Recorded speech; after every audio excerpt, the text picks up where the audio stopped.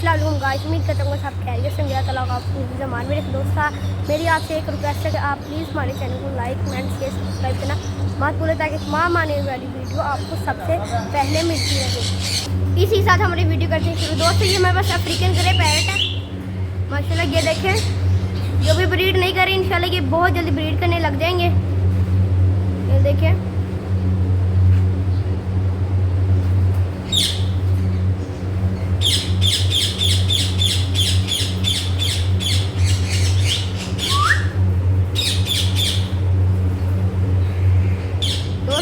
ये नीचे भी हमारे पास है अफ्रीकन ग्रे पैरट। ये देखें माशाल्लाह। दोस्तों, ये हमारे पास वाइट रेन नैक है। ये देखें माशाल्लाह। मछली अभी ब्रीड नहीं कर रहे, इंशाल्लाह ये बहुत जल्दी ब्रीड करने लग जाएंगे। ये देखें,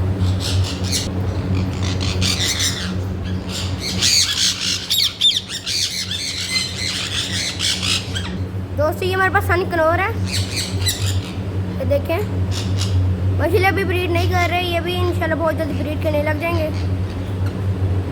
गाइस, इन्होंने ब्रीड की है, इन्होंने एक बच्चा भी निकाला है माशाल्लाह। ये देखें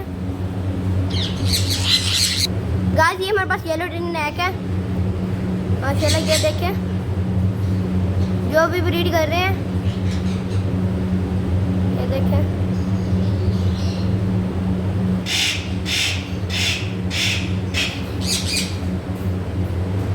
ये आप देख सकते हैं।